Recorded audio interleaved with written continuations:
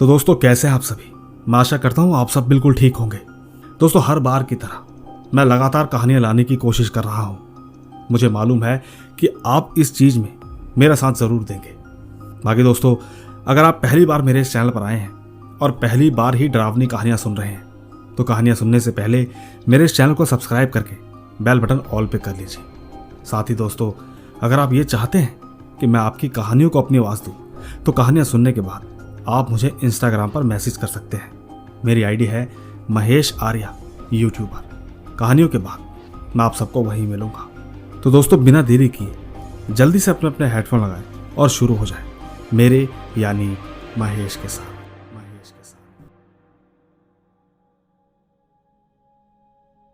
दोस्तों बात 2005 की है। हमने नई जमीन खरीदी थी, वो भी बहुत कम दाम में। उसे लेकर हम बहुत ज्यादा खुश थे, लेकिन हमें क्या पता था कि हमारी खुशी बस कुछ ही दिनों की मेहमान थी। हमारे जमीन खरीदने से पहले उस जमीन पर एक बरगद का पेड़ था जिसके बारे में पिताजी को बिल्कुल भी मालूम नहीं था और तो और न ही इस बारे में किसी ने उनको बताया था। अब जमीन खरीदने से पहले जिस आदमी ने हमें जमीन के बारे में बताया था उसने वो पेड़ कटवा दिया था। हालांकि उसकी भी कोई गलती नहीं थी। हुआ यूं कि उसे भी नहीं पता था कि उस पेड़ पर एक बुरी आत्मा का वास था। खैर जमीन खरीदने के बाद पिताजी ने जल्द ही घर बनवाना शुरू कर दिया। उस वक्त मां दिन भर साइट पर खड़ी होकर मिस्त्री को इंस्ट्रक्शन देती रहती थी। धीरे धीरे एक बहुत ही सुंदर घर बनकर तैयार हो गया। सही मायने बताऊं तो वो एक तरह का बंगलो था। हम भी वहां जल्द ही शिफ्ट हो गए। पहले कुछ दिन एकदम सब कुछ ठीक था, लेकिन धीरे धीरे चीजें बिगड़ना शुरू होने लगी। उस वक्त हम लोगों ने 2 डॉग अडॉप्ट किए थे। वो अक्सर रात होते ही ऊपर दीवार पर एक ही जगह लगातार देखकर भौंकते रहते थे। इसके कुछ दिनों बाद मेरा मैट्रिक का एग्जाम शुरू हो गया। मैं रात को देर तक पढ़ाई करती रहती थी। उस दिन ठीक 12 या 1 बजे का टाइम होगा। उस वक्त अचानक जोर जोर से आवाज आना शुरू हो गई। ऐसा लगा कि जैसे कोई बड़े बड़े पत्थर हमारे घर की छत पर फेंक रहा हो।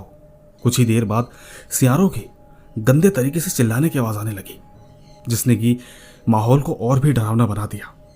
आपको बता दूं कि हमारा घर ऐसी जगह पे था, लाइक ऐसी कम्युनिटी में था, आउटस्कीट में पड़ता था। वो ठीक एक फॉरेस्ट रिजर्व की बाउंड्री के पास में पड़ता था। एक कारण यह भी था कि जंगली जानवरों की आवाज सुनना काफी आम बात हो चुकी थी। लेकिन यहां तक तो बिल्कुल नॉर्मल है, लेकिन छत पर पत्थरों का गिरना यह नॉर्मल नहीं था। मैंने डर के मारे पढ़ाई छोड़ छाड़ के माँ के पास सोने चली गई। सच कहूं तो ऐसा महीनों तक चलता रहा। इसी तरह एक रात में फिर से पढ़ाई कर रही थी। यही कोई मार्च का महीना था। उस वक्त हम लोगों ने एसी चालू करके रखा था। खिड़कियां सब कुछ एकदम बंद था। मेरे माता पिता और डॉग्स सब अपनी अपनी जगह पर सोए हुए थे। उसी वक्त अचानक से मेरा ध्यान खिड़की की तरफ गया जो कि पर्दों से ढकी हुई थी। मैंने देखा कि कोई पर्दे के पीछे से गुजर रहा है और अचानक से खिड़की से निकल गया। दोस्तों अजीब बात थी कि सारी खिड़की तो बंद थी। अजीब बात तो ये थी कि सारी खिड़कियां बंद होने के बावजूद वो बाहर कैसे निकल गया और आखिर पर्दों के बीच कौन था। सच कहूं तो धीरे धीरे हालात बद से बदतर होते चले गए। मैं अकेले रूम में सो नहीं पाती थी। कई बार तो बीच रात में कोई मेरे बाल खींच देता और कई बार मेरी सांसें भारी हो जाती। कभी कोई मेरे हाथों पर अपने नाखून गड़ा देता। जब चीजें ज्यादा होने लगी तो मैंने अपने माता पिता के साथ सोना शुरू कर दिया। ठीक ऐसे ही एक रात में सो रही थी तो अचानक ऐसा लगा कि न जाने मैं कैसे ऊपर की तरफ उठती जा रही थी। उस वक्त अचानक से मेरी आंखें खुल गई और मेरा मुंह उलट के नीचे की तरफ हो गया। सच कहूं तो उस वक्त जो मैंने देखा, मेरा खून एकदम सूख गया। मैंने देखा कि मेरा शरीर नीचे बिस्तर पर पड़ा था। मेरी माँ भी मेरे बगल में ही सो रही थी, लेकिन मैं तो हवा में तैर रही थी। इसके बाद मैं अचानक से नीचे जोर से गिरी। एक बार फिर से मेरी आंखें दोबारा खोली। मैंने खुद को अपनी माँ के बगल में पाया। सच कहूं रातें तो काटना बहुत मुश्किल हो गया था। अब धीरे धीरे शाम भी काटना मुश्किल होता जा रहा था। कुछ 2-4 दिन के बाद हमारा डॉग भी मर गया। उसका नाम टुकू था। हम लोग उससे बहुत प्यार करते थे। हमने उसे अपने घर की बाउंड्री के नीचे ही गाड़ दिया। फिर कुछ दिन बीते और एक दिन हमारी बुआ हमारे घर पर आई। मैंने देखा कि माँ और बुआ बात कर रहे थे। उस वक्त मैंने अपना पैर खिड़की की तरफ करके माँ और बुआ की तरफ चेहरा करके बात कर रही थी। अचानक मुझे ऐसा लगा कि जैसे किसी ने मेरे पैर को पकड़ा हुआ है। मैंने जैसे ही अपना मुंह घुमाया तो मेरे पैर की तरफ पूरे शरीर में एक खून की ठंडी लहर दौड़ गई। मैंने देखा कि एक हाथ जिस पर बहुत सारे बाल थे, लंबे लंबे नाखून जो कि मेरे पैर को पकड़े हुए थे। उस वक्त न जाने कैसे मेरी आवाज़ हलक में अटक गई। जैसे तैसे मैंने अपनी माँ की तरफ देखकर चिल्लाया। जब सबने मेरी तरफ देखा तो मेरे पैर के पास कुछ भी नहीं था। लेकिन दोस्तों, हद तो तब हो गई जब मेरी जान पर बन आई। एक दिन हर रोज की तरह मैं अपनी माँ के बगल में सो रही थी। उस दिन मैंने एक अजीब सा सपना देखा। सपने में मैंने देखा कि मैं अपने कमरे में बैठकर टीवी देख रही थी और किसी ने मुझे मेरा नाम लेके पीछे से बुलाया। मैं उस वक्त इतना डर गई, चुपचाप आकर अपनी माँ के बगल में लेट गई। उसी वक्त एक काला साया आया जिसने मेरे सर को पकड़ लिया था। वो मुझसे हंस हंस के कहने लगा कि तू क्या समझती है, मुझसे बच पाएगी। इसके बाद मेरी आंखें अचानक एक झटके में खुल गई। मैं उस वक्त पसीने से तरतर हो चुकी थी। डर के मारे एक सूखे पत्ते की तरह कांप रही थी। मैंने इधर उधर देखा तो मालूम चला कि शायद वो एक सपना था। मैंने एकदम राहत की सांस ली और वापस से माँ के पास लेट गई। डर इतना था कि मेरी आंखों में नींद नहीं थी। लेकिन दोस्तों, अब सच में वो काला साया फिर से वापस आया और जोर से ठहाका मार के बोला कि बेवकूफ, ये सपना नहीं, हकीकत है, मैं तुझे नहीं छोड़ने वाला। तो अचानक उसने अपना मुंह बड़ा सा खोला और मेरा सर निकलने को आया। मैंने जैसे ही हनुमान चालीसा याद की तो वो मुझे देखकर हंसने लगा। चौंकने वाली बात तो ये थी कि वो टस से मस ना हुआ। लेकिन इसके बाद जब मैंने गायत्री मंत्र का जाप किया तो वो अचानक से हवा में गायब हो गया। यकीन मानिए, मेरा जीना बहुत मुश्किल हो गया था। इसी तरह 1-2 दिन बाद हमारे घर पर मेरे कज़न आए हुए थे रुड़की से। उस वक्त मेरे भाई पारस को बुखार चढ़ा हुआ था। हमने एसी बंद करके खिड़की खोली हुई थी, पर्दे सारे हटा दिए थे। आधी रात होते ही कुछ आवाज़ सुनने के बाद पारस एकदम से उठा और खिड़की से बाहर झांकने लगा। उसने देखा कि कोई लाल चमकती आंखें उसको लगातार घूरे जा रही थी। धीरे धीरे वो लाल आंखें एकदम से खिड़की के पास आके अचानक गायब हो गई। यकीन मानिए, उस वक्त एक ही सेकंड में पारस का सारा बुखार उतर चुका था। खैर, अगले दिन वो लोग रुड़की के लिए निकल गए। सच कहूं तो अब तो दिन में भी रहना मुश्किल हो चुका था। उन दिनों मेरे 12th के बोर्ड के एग्जाम हो रहे थे। मैं घर में अकेले बैठकर पढ़ाई कर रही थी। अचानक मैंने सुना कि किसी डॉग के रोने की आवाज़ आने लगी। जब मैंने उठकर देखा तो मेरा डॉग तो सो रहा था। मैं बाहर निकली और पूरा घर घूम घूम कर देखने लगी। मैंने हर जगह देखा लेकिन मुझे कोई डॉग नहीं दिखा। लेकिन दोस्तों, कुत्ते की रोने की आवाज़ को अशुभ माना जाता है। विश्वास कीजिए, उस वक्त कहीं पर भी कोई डॉग नहीं था। इसके बाद से मैं धीरे धीरे बीमार रहने लगी। रात को सोते हुए कोई आकर मेरा गला दबा जाता, हाथ पैर में अपने दांत और नाखून गड़ा जाता। जगह जगह पर खून के निशान पड़ गए थे।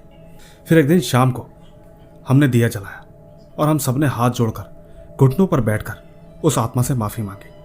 हमने कहा कि हमें नहीं पता था कि आप यहाँ पर रहते हैं, नहीं तो हम कभी भी यहाँ नहीं आते, पर हम सबके सब बेकसूर हैं। प्लीज़ हमें परेशान मत करो। हम वादा करते हैं कि हम कभी वापस नहीं आएंगे। इतना कहकर हम सबके सब अपने अपने कामों में लग गए। दोस्तों, चमत्कार हो चुका था। तकरीबन 5 दिन के अंदर अंदर हमारा घर बिक गया, क्योंकि जिस घर को बेचने के लिए पिताजी पिछले 5 साल से मेहनत कर रहे थे, वो अब माफ़ी मांगने से कुछ ही दिनों में बिक गया। लेकिन दोस्तों, उस घर से निकलने के बाद न जाने कितने दिनों तक गंदे गंदे सपने आते रहे। मन में एक अजीब सा डर सा बैठ गया था, जो कि आज तक नहीं निकल पाया। आप यकीन नहीं करेंगे, इस चीज़ को हमने 7 साल झेला है। जैसे तैसे जान बचाकर हम वहाँ से निकल आए। बस आपसे इतना कहना चाहूँगी कि घर ज़मीन खरीदने से पहले अच्छी तरीके से जांच पड़ताल कर लें। सस्ते के चक्कर में कभी भी जल्दबाजी ना करें, क्योंकि आपकी एक गलती आपके उन कम दामों पर भी भारी पड़ सकती है। दोस्तों, मेरी एक सबसे बड़ी गलती ये थी कि मैंने घर के बाहर खुले में टॉयलेट करी थी। शायद मेरी उसी गलती की वजह से मेरे शरीर पर एक पिशाच चिपक गया था, जो कि पिछले 3 महीनों से मेरा लगातार खून चूस रहा है। हमने बहुत जगह दिखाया लेकिन कुछ भी नहीं हो पाया। मुझे सच में नहीं मालूम कि मैं जिंदा बच पाऊंगी कि नहीं, पर महेश जी, अगर आप मेरी इस कहानी को अपने चैनल पर डालेंगे तो कम से कम मेरे और मेरे परिवार की गलतियों से दूसरे लोग भी सीख पाएंगे। सबसे इंपॉर्टेंट बात, ये जो कहानी आप लोगों को बताई है, इसका हर एक शब्द सच्चा है। यकीन नहीं होता कि गुवाहाटी जैसे बड़े शहर में भी ऐसी जगहें हैं, सोच के बड़ा अजीब लगता है। खैर, वैसे मेरी अब शादी हो चुकी है। मेरे पति के भी बहुत सारे किस्से हैं जो कि उनके साथ बचपन में हुए थे। वो उस वक्त गांव में रहा करते थे। आपको मालूम ही होगा कि गांव देहात जैसी जगहों में ये सब चीजें आम बात है। बस अगर सर इस कहानी को डालते हैं तो बाकी के किस्से भी मैं जल्द ही लिखकर भेजूंगी। धन्यवाद। तो दोस्तों, कैसी लगी आपको ये कहानी? दोस्तों, मैं इनकी कहानी के लिए इनको दिल से धन्यवाद करता हूं और आप सबसे ये कहना चाहता हूं कि जब उन्होंने इतना विश्वास दिलाया है तो कहीं ना कहीं कोई ना कोई सच्चाई तो जरूर होगी। बाकी मैं आप लोगों से पूछना चाहता हूं कि आपको इनकी कहानी कैसी लगी।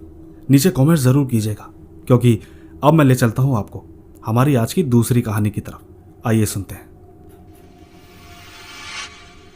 नमस्कार सभी दोस्तों, मेरे साथ एक सच्ची कहानी घटी है। मैं अहमदाबाद में रहता हूं। मेरा गांव उत्तर प्रदेश, जिला सिद्धार्थनगर में है। एक दिन मैं अपने गांव गया था। जनवरी का महीना था, 9 तारीख थी। मेरे घर के सामने एक लड़की रहती है। उसका नाम रुखसार है। मैं उससे बहुत प्यार करता हूं, वो भी मुझसे बहुत प्यार करती है। एक बार की बात है, उसकी अचानक तबीयत खराब हुई और उसके घर में कोई नहीं था, बस उसकी माँ और रुखसार थी। उस वक्त उसकी माँ मेरे अब्बू से आके बोली हॉस्पिटल ले जाने के लिए। उस वक्त मेरे अब्बू को बाहर जाना था। अब्बू ने मुझे ले जाने को कहा। दोस्तों, हॉस्पिटल मेरे गांव से लगभग 100 किलोमीटर दूर था। उस वक्त टाइम 11 या 12 बज रहे होंगे। समय दिन का ही था, पर मैं जल्दी जल्दी वहां से निकल पड़ा। उन दिनों मेरे हाथ में चोट लगी थी, पर खैर हम जैसे तैसे वहां पहुंचे और रात के 8 बजे तक हॉस्पिटल से दवा लेकर निकल गए। चलते वक्त रास्ते में एक लड़का मिला जो कि रुखसार को पीछे से छेड़ने लगा। हालांकि मैं उस वक्त बाइक पर था। मैंने तुरंत ही बाइक रोकी और बाइक से उतरते ही उस लड़के को मारने लगा। जैसा कि मैंने आपको कहा था कि मेरे हाथ में चोट लगी थी। मारते वक्त मेरी चोट एकदम से ताजा हो गई और खून निकलने लगा। रुखसार ने मुझसे कहा कि हम लोग अभी गांव से बहुत दूर हैं, यहाँ पर किसी भी तरह का कोई लफड़ा मत करो, कुछ भी हो सकता है। मैंने चुपचाप उसकी बात मानी और उधर से निकल गया। मेरे हाथ से लगातार खून निकल रहा था, लेकिन रास्ते में एक नहर थी। मैंने वहां पर रुककर अच्छे से अपना हाथ धोया और वहां से निकल गया। सच कहूं तो उस वक्त तक मुझे कोई बुरा साया महसूस नहीं हुआ। लेकिन दोस्तों, सारा खेल इधर से ही शुरू होता है। खैर, मैं घर पर पहुंचने के बाद तुरंत सो गया। मैं बहुत ज़्यादा थक चुका था। रात में मुझे बुरे बुरे सपने आने लगे। मैं अक्सर ऊपर के कमरे में अकेला सोता था।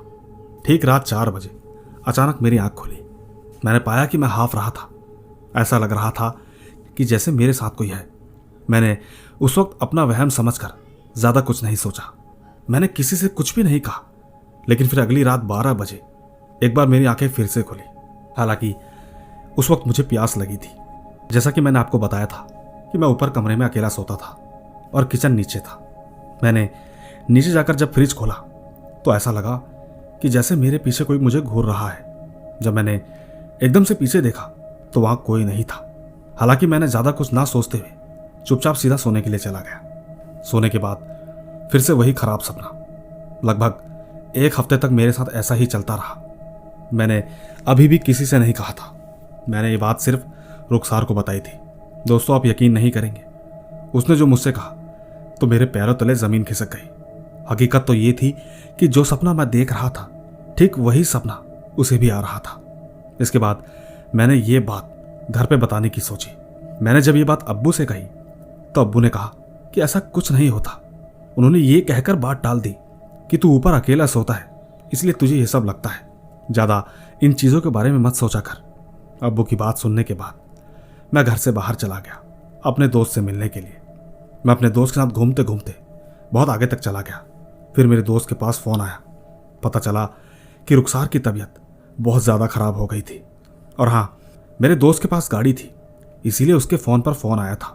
एक बार फिर से उसे हॉस्पिटल ले जाना था। हम दोनों तुरंत फटाफट दौड़कर घर पहुँचे। घर पहुँचकर मैंने पाया कि वहाँ तो सीन कुछ और ही था। माहौल एकदम डरावना हो चुका था।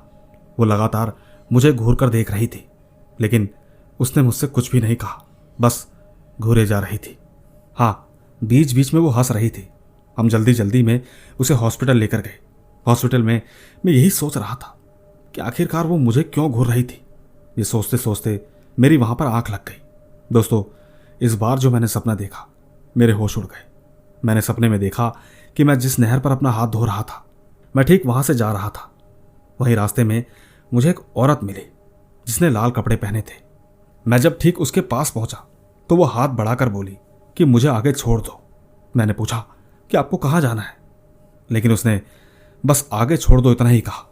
मैंने उसे चुपचाप बाइक में बैठा लिया, लेकिन थोड़ी ही आगे चलने के बाद उसने मेरा गला पकड़ लिया।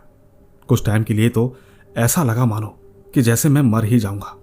मैं मन ही मन आयतुल कुर्सी पढ़ने लगा, लेकिन मेरी आवाज़ मुंह से बाहर नहीं निकल रही थी। इसके बाद अचानक मेरी नींद टूट गई और मैं एकदम से उठ गया। मैंने तुरंत ही इस बारे में अब्बू को दोबारा बताया। अब्बू ने कहा ठीक है, कल सुबह दरगाह पर चलते हैं। दोस्तों, दरगाह पर अक्सर बहुत से लोग ठीक हुए हैं। खैर, मैं जैसे ही वहां पहुंचा तो बाबा मुझे देखकर ही समझ गए कि आखिर क्या मामला है। उन्होंने तुरंत ही कुछ मंत्र पढ़े और उसके बाद क्या हुआ मुझे कुछ भी मालूम नहीं। मैं पूरे 24 घंटे बाद होश में आया।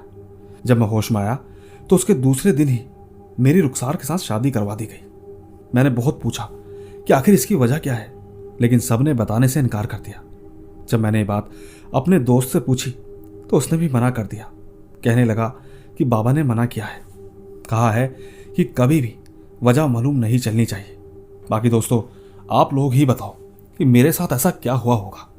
आखिरकार हर कोई बताने से क्यों मना कर रहा है। बाकी आप लोग कमेंट जरूर कीजिएगा। धन्यवाद। तो दोस्तों, कैसी लगी इनकी कहानी नीचे कमेंट जरूर कीजिएगा। हालांकि इनकी कहानी भी वाकई लाजवाब थी। बाकी मैं ले चलता हूं आपको हमारी आज की तीसरी कहानी की ओर। आइए सुनते हैं। हेलो दोस्तों, मैं भगवान भूत प्रेत दोनों में यकीन करता हूं। यह मेरा खुद का अनुभव है। एक दिन मैं यूट्यूब पर वीडियो देख रहा था, तभी मेरे सामने बेताल की वीडियो आई। उस वीडियो में बेताल की शक्तियों के बारे में बताया गया था। पता चला कि उससे कुछ भी कार्य कराया जा सकता है। उसको बुलाने के कई मंत्र भी थे। मैंने ये सब कुछ करने का सोच लिया था। यही कोई 21 दिन की साधना थी। मुझे हर दिन 41-51 माला करनी थी। मैंने सब कुछ शुरू कर दिया। मैंने सोचा था ज़्यादा से ज़्यादा क्या होगा, कुछ धुएं जैसा सामने आएगा, लेकिन 7-8 दिन तक कुछ भी नहीं हुआ। पर इसके 4-5 दिन बाद मैंने जो दीपक जलाया था वो अचानक से बुझ गया। हालांकि मेरे लिए आम बात थी। मैंने उसको वापस से जलाया, लेकिन वो फिर से बुझ गया। उस वक्त मुझे थोड़ा सा डर लगा, क्योंकि वहां हवा का कोई नामो निशान नहीं था। इसके बाद अचानक मुझे कुत्तों के रोने की आवाज सुनाई दी। इसके बाद जो मैंने देखा, मैं नीम के पेड़ के नीचे साधना कर रहा था। मेरे ठीक ऊपर किसी की लाल आंखें चमक रही थी। मैं पूरी तरह से डर चुका था, लेकिन मैंने अपना आसन नहीं छोड़ा। मैंने सोचा कि जल्दी से साधना करके घर चला जाता हूं, पर बार बार मेरा ध्यान ऊपर ही जा रहा था। उसी वक्त अचानक पेड़ की मोटी सी ढाल टूटकर नीचे गिर गई। मैंने अपनी आंखें बंद कर ली। बस मेरी साधना पूरी होने वाली थी। इसके बाद जब मैंने अपनी आंखें खोली तो मेरे सामने जो खड़ा था उसे देखकर मैं बेहोश होने वाला था। उसकी हाइट कम से कम 10 या 12 फुट थी। सर एकदम गंजा था, गले में इंसानी सर की माला, बड़े बड़े नाखून, लाल लाल आंखें जो कि लगातार मुझे ही घूर रही थी। दोस्तों, अब मुझ में बिल्कुल हिम्मत नहीं बची थी कि मैं 1 मिनट भी रुक पाऊं। मैंने तुरंत ही घर की तरफ दौड़ लगा दी, जो कि मेरी सबसे बड़ी गलती थी। मैं घर पहुंचकर मंदिर के सामने रोने लगा। मैंने पूरी रात हनुमान चालीसा का पाठ किया। सुबह 5 बजे जाकर मैं सोया। लेकिन कहानी यहीं खत्म नहीं होती। वो जो कुछ भी था मुझे हर जगह दिखाई देने लगा। कभी घर के सामने वाले पेड़ के ऊपर, तो कभी छत पर। मेरी तबीयत धीरे धीरे खराब रहने लगी। मेरे साथ साथ घर में भी कोई ना कोई परेशान रहने लगा। दोस्तों, ऐसा लगा सब कुछ जैसे बर्बाद सा हो गया था। मेरा तो काम चलना भी बंद हो गया। ऐसे ही एक दिन एक साधु जी गली में भिक्षा मांगने आए। उन्होंने मेरी माँ को देखकर बोला कि तुम लोगों की ऐसी हालत शायद किसी प्रेत की वजह से हुई है। माँ ने उनसे कहा कि महाराज, पहले तो सब कुछ ठीक चल रहा था, अचानक 3-4 महीने से पता नहीं क्या हो रहा है, हम बर्बाद होते जा रहे हैं। बाबा ने कहा कि अगर आपको कोई एतराज ना हो तो मैं आपकी समस्या को दूर कर सकता हूं। बाबा ने मुझे बुलाया और माँ से कहने लगे कि ये सब कुछ इसकी वजह से हो रहा है। इसने बेताल साधना करने की कोशिश की है, वो भी बिना गुरु के। बस यही इसका परिणाम है। पर खैर, बाबा ने मुझे अपने सामने बैठाया, धूप अगरबत्ती जलाई और सीधा माँ दुर्गा का नाम लिया। उन्होंने मेरे सर पर हाथ रखकर कुछ मंत्र पढ़े, जिसके ठीक बाद वो बेताल मुझ में आ गया। उसने बताया कि इसने मेरा अपमान किया है, पहले मुझे बुलाया, फिर बाद में मुझे देखकर भाग गया। मैं इसके घर में किसी को नहीं छोड़ूंगा। दोस्तों, बाबा जी ने उनसे बात करने की बहुत कोशिश की, लेकिन वो अपनी जिद पर अड़ गया। बाबा ने कहा कि मैं तुझे कैद कर लूंगा। तब जाकर कहीं वो माना। कहने लगा कि मैं चला जाऊंगा, लेकिन मुझे बलि चाहिए, जिसके लिए तुम्हें एक बकरा और 11 मिठाई चढ़ानी होगी, जो कि ठीक उस पेड़ के नीचे रखकर आनी होगी। याद रहे, ये सब कुछ रखते वक्त पीछे मुड़कर मत देखना। दोस्तों, फिर क्या था, घर वाले तुरंत मान गए। हमने वहां वो सब कुछ रखवाया जो कि उसने कहा था। दोस्तों, आज मैं बाबा जी की दया से और दुर्गा माँ के आशीर्वाद से बिल्कुल ठीक हूं। मैं बस इतना कहना चाहता हूं कि कोई भी मेरी जैसी गलती बिल्कुल ना करे। नहीं मालूम कब किसके साथ क्या हो जाता है।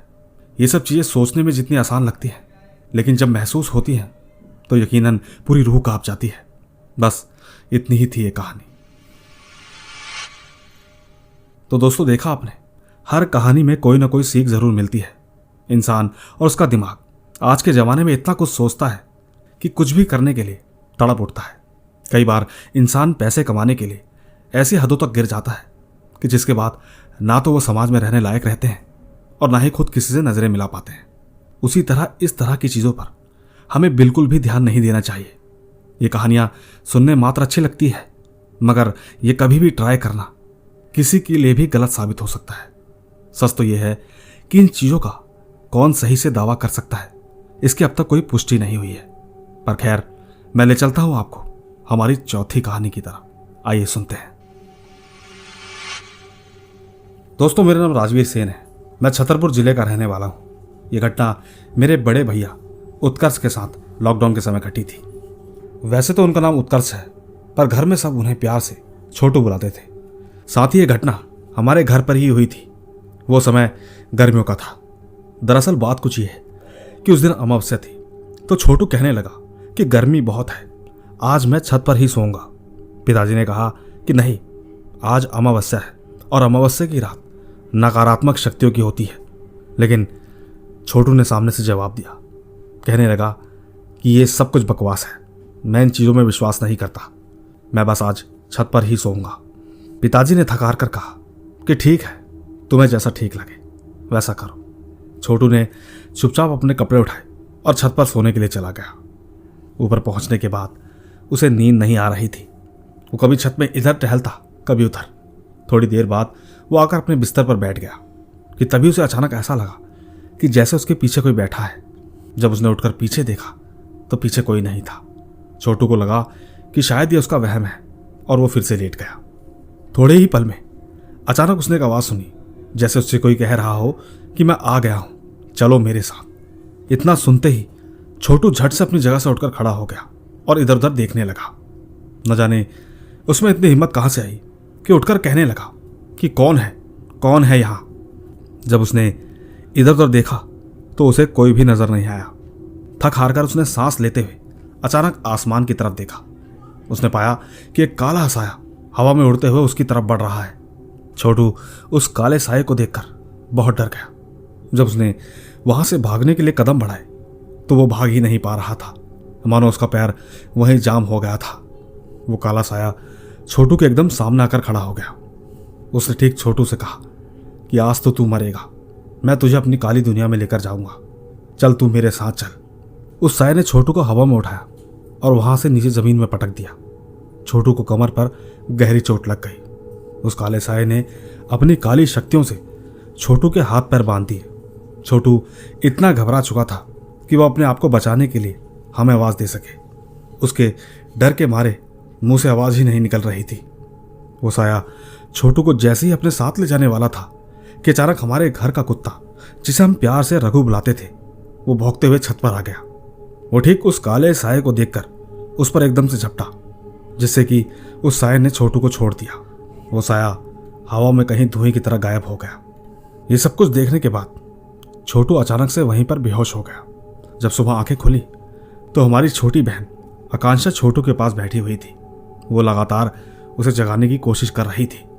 वो कहती रही कि भैया उठो, आप फर्श में क्यों लेटे हुए हो, आपका बिस्तर तो वहां है। इसके बाद छोटू ने अपने साथ घटी पूरी घटना घर वालों को बताई कि आखिरकार उसके साथ रात में क्या क्या हुआ। ये सुनकर पिताजी कहने लगे कि मैंने पहले ही मना किया था, लेकिन तुम मानते ही नहीं हो। देख लिया अंजाम। कभी भी अमावस पूर्णिमा छत पर मत लेटना। दोस्तों, सबसे बड़ी बहादुरी तो रघु ने दिखाई, जिसने अपनी जान की परवाह ना करते हुए छोटू की जान बचाई। अगर वो उस रात छत पर नहीं आता तो शायद वो काला साया छोटू को अपनी काली दुनिया में ले जाता। इससे हमें ये सीख भी मिलती है कि वाकई कुत्ते वफादार होते हैं, वो सच में काली शक्तियों को महसूस कर सकते हैं। खैर, आज हमारा वो कुत्ता इस दुनिया में नहीं है, हमें इस बात का बेहद दुख है। बाकी मेरी ये कहानी बस इतनी ही है। मैं उम्मीद करता हूं कि आपको जरूर पसंद आई होगी। बस अब मैं आपसे विदा लेता हूं। धन्यवाद। तो दोस्तों, अब वक्त हो चला है हमारे छोटे किस्सों का। आइए एक एक कर इनको भी निपटाते हैं। दोस्तों, जिनके साथ ये इंसिडेंट हुआ है, मैं उनका नाम नहीं बता सकता, मैं उनका नाम नहीं बता सकती हूँ। हाँ, पर वो हमारे रिलेशन में ही थे, जो कि मेरी मौसी की जेठानी की लड़की है। मेरी मौसी की लड़की ने बताया कि उनकी बड़ी माँ की बेटी एक दिन रात को बाल धोने के लिए वॉशरूम में गई थी। इसके बाद पता नहीं उसको अचानक से क्या हुआ, उसकी आंखें एकदम लाल हो गई और वो जोर जोर से चिल्लाने लगी। धीरे धीरे वो इतनी बेकाबू हो गई कि सब पर हमला करने लगी। माहौल एकदम बिगड़ चुका था कि तभी अचानक पंडित जी को बुलाया गया। उन्होंने बताया कि उसके ऊपर कोई बुरा साया है, इसीलिए ये ऐसा कर रही है। लेकिन दोस्तों, उसी समय जिनके ऊपर भी वो साया आया था, तो उनके मामा ने उनको पकड़ लिया और कहा कि जो भी हो मेरे अंदर आ जाओ। उसी वक्त घर के सारे बच्चों को दूसरे कमरे में भेज दिया गया। बाकी सारे परिवार वाले बाहर थे। इसके बाद सब कुछ अचानक से एकदम शांत हो गया। लेकिन फिर छत में से रोने की आवाज आने लगी, जैसे कि नई दुल्हन रोती है। देखते ही देखते मामा की आंखें लाल हो गई और वो जोर से चिल्लाने लगे। उनको तुरंत ही बेड पर लिटाया गया, लेकिन उनका शरीर बार बार ऊपर की तरफ जा रहा था। यकीन मानिएगा, वो उस वक्त किसी के बस में नहीं आ रहे थे। पूरी रात बस चिल्लाने और रोने की आवाज आती रही। इससे पहले ये साया जिसके ऊपर आया था, वो कम से कम 2 दिन तक बेहोश रही। इसके ठीक अगले दिन किसी पंडित मुस्लिम मौलवी को बुलाया गया। झाड़ फूक करने के बाद पता चला कि इसके ऊपर किसी नई दुल्हन की आत्मा आई थी, जो शायद बदले की तलाश में है। बाकी अब सब कुछ ठीक है। दोस्तों, इस कहानी को बीते 10 या 15 दिन से ज़्यादा हो गए हैं। अगर आगे कुछ भी होता है तो आपको ज़रूर बताएंगे। धन्यवाद। हेलो सर, मैं अपना रियल नेम की जगह काल्पनिक नाम बताना चाहता हूँ। मेरा नाम है समीर। कहानी मेरी ही है। मैं गर्मियों की छुट्टियों में अपनी नानी के वहाँ गया हुआ था। एक दिन हम लोगों ने सोचा कि क्यों ना आज मामू के वहाँ सोया जाए। हम लोग खुशी खुशी मामू के यहाँ सोने चले गए। हम लोग ठीक 12 बजे तक फिल्म देख रहे थे। हम 3 भाई हैं और 2 मामू के लड़के हैं। कुल मिलाकर हम 6 लोग थे। सब लोग मूवी देखते देखते चुपचाप सो गए, लेकिन मेरी आंखें 2:45 पर खुली। मैंने सोचा कि क्यों ना वॉशरूम कर लेता हूँ। दोस्तों, मैं जैसे ही वॉशरूम की तरफ बढ़ा तो अचानक मेरी नज़रें वॉशरूम के ऊपर पड़ी। मैंने देखा कि एक बूढ़ी औरत पूरी जली हुई, उसकी लाल आंखें मेरी तरफ देख रही थी। यकीन मानिए, मैं बहुत ज़्यादा डर गया। मैंने मामू को जगाने के लिए सोचा, लेकिन मेरी हिम्मत ना हो सकी। मैं चुपचाप चादर ओढ़कर लेट गया। मैंने जब हल्के से चादर नीचे किया तो पाया कि वॉशरूम की तरफ से वो अभी भी मुझे घूर कर देख रही थी। मैं इतना डर चुका था कि किसी से कुछ ना कह सका। जैसे तैसे उस रात को मैं वैसे ही सो गया। सुबह होते ही मैंने ये सब कुछ अपनी नानी को बताया। नानी ने बताया कि 2 साल पहले एक भाई बहन में लड़ाई हुई थी। एक दिन झगड़ा इतना बढ़ गया कि बहन ने आग लगा ली। ठीक उसे बचाने के चक्कर में उसकी माँ भी जल गई। तब से यहाँ के लोगों को माँ बेटी दिखाई देती है। दोस्तों, जब ये बात मैंने मामू को बताई तो उनको मेरा वहम लगा, लेकिन कुछ दिनों बाद उन्हें भी पता चल गया। उन्होंने तुरंत ही वो घर खाली कर दिया। बस इतनी ही थी ये कहानी। मेरा नाम रेशम है और मैं मुसलमान फैमिली से बिलोंग करती हूँ। एक दिन ट्रेन से हम अपने गांव जा रहे थे। ट्रेन एक स्टेशन पर खड़ी हो गई। तब मैंने खिड़की से बाहर देखा तो एक अजीब से मुंह वाली औरत दिखी। मैंने उसे देखते ही खिड़की बंद कर ली। मुझे लगा कि ऐसे ही कोई होगा, लेकिन जब हम घर पहुंचे तो हमारे घर के पास एक टूटी फूटी झोपड़ी है। उस वक्त मामी मना कर रही थी उस रास्ते से जाने से, पर मैंने उनकी एक भी ना सुनी और मैं चुपचाप चली गई। दोस्तों, जैसे ही उस रास्ते से मैं घर पहुंची तो मामी कुरान शरीफ पढ़ रही थी। मैं चुपचाप बेड पर सर ढककर बैठ गई। पता नहीं क्या हुआ, मैं एकदम से गोल गोल घूमने लगी। मुझे उस वक्त हर तरफ वो अजीब से मुंह वाली औरत दिख रही थी। उस वक्त मेरी मामी ने मामा को बुलाया। मामा ने मुझे कस के पकड़ कर बैठा दिया। इसके बाद मामी ने कुछ कलमे फूकी और मेरे ऊपर मक्का मदीने का पाक पानी डाल दिया। ये सब करने के बाद कहीं जाकर मैं होश में आई।